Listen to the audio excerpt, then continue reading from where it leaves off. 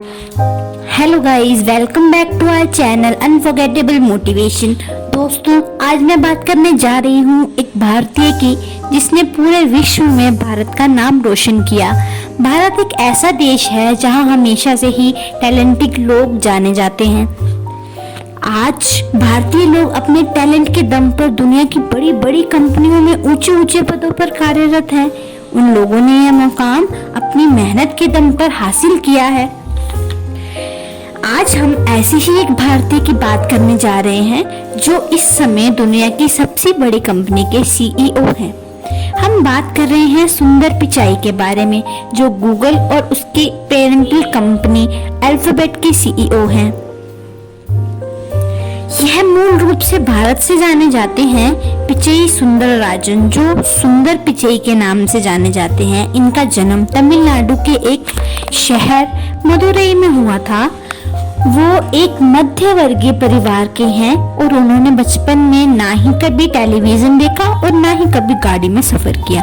लेकिन पिचई ने 12 वर्ष की उम्र में पहली बार एक आधुनिक उपकरण को देखा जब उनके पिता घर के लिए लैंडलाइन फोन लेकर आए। पिचई ने फोन पर मिलाए गए सारे नंबर्स को याद रखने की चौंका देने वाली कौशल दिखाई। सुंदर स्कूल में एक उत्तम विद्यार्थी साबित हुए और इसके चलते ही वे आईआईटी खड़गपुर की मेट्रोलॉजिकल डिवीजन तक हासिल कर गए। पढ़ाई खत्म करने के बाद ये अमेरिका चले गए, जहां वे चाहते थे कि वो स्टैनफोर्ड यूनिवर्सिटी से पीएचडी करें। लेकिन वहां जाकर उनका ख्याल बदल गया और उन्होंने अप्लाई मटेरियल में जॉब ज्वाइन कर ली, जहां वह एक सेमीकंडक्टर कंपनी थी। वहां पर इन्हें एक प्रोडक्ट मैनेजर के रूप में पद मिला। एक इंजीनियर और प्रोडक्ट मैनेजर के पद पर उन्होंने लंबे समय तक काम तो नहीं किया, बट पिचई ने बाद में अपनी MBA Wharton university of Pennsylvania से की, जहां उन्हें सिबिल स्कॉलर और पाल्मर स्कॉलर के पद से सम्मानित किया गया। जब सुंदर एक अकेले प्रवासी के दिन काट रहे थे, तब उन्हें अपनी गर्लफ्रेंड, जो अब उनकी पत्नी है, उससे बहुत सहारा मिला।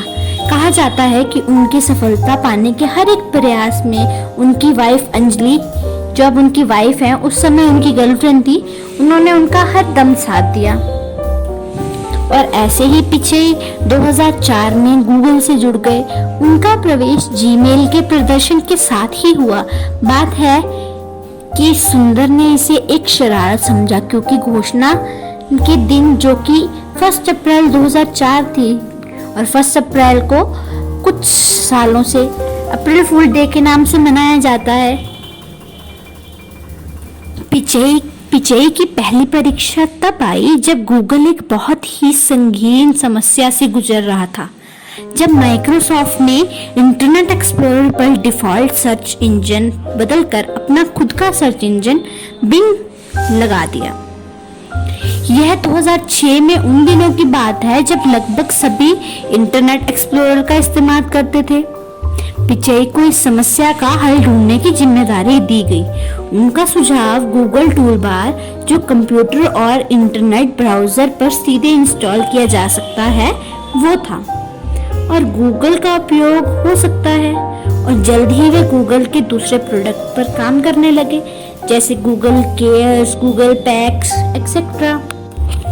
इसी के चलते गूगल टूलबार की सफलता ने पिचई के मन में यह विचार लाया कि गूगल को ही एक इंटरनेट ब्राउजर बनाना चाहिए। इस आइडिया को लेकर उन्होंने अपने सीनियर से बात की। इस पर चर्चा के बाद तब के सीईओ एरिक स्मिथ ने इनकार कर दिया इस आइडिया को अपनाने से, यह कहते हुए कि वह विचार बहुत ही महंगा पड़ेगा। इसके बाद भी पिचई ने हिम्मत नहीं हारी और गूगल के फाउंडर्स लैरी पेज को समझाया और बाद में 2008 में गूगल क्रोम के लॉन्च में पिचई ने महत्वपूर्ण भूमिका निभाई। क्रोम एक बड़ी सफलता साबित हुआ क्योंकि इसके द्वारा उपयोगकर्ता गूगल के सर्च इंजन का सीधा इस्तेमाल कर रहे थे। इसके साथ ही पिचई अंतरराष्ट्रीय रूप से विख्यात व्यक्ति बन गए। क्रोम जल्दी ही दुनिया का नंबर 1 ब्राउजर बन गया। इंटरनेट एक्सप्लोरर और फायरफॉक्स जैसी जानी मानी कंपनियों को उसने बहुत पीछे छोड़ दिया। गूगल क्रोम ने आगे आने वाली प्रोडक्ट जैसे क्रोम ओएस, क्रोम बुक्स जैसे प्रोडक्ट्स को मार्ग दिखाया।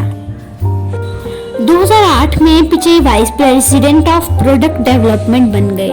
इस पद के कारण वे अक्सर गूगल के विभिन्न प्रेजेंटेशंस पर नजर आने लगे और इनका प्रमोशन लगातार होता रहा। 2012 में वे senior vice president of Chrome and apps बन चुके थे।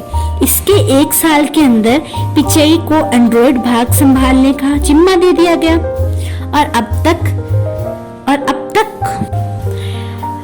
गूगल एंडी रूबिन की देखभाल में था।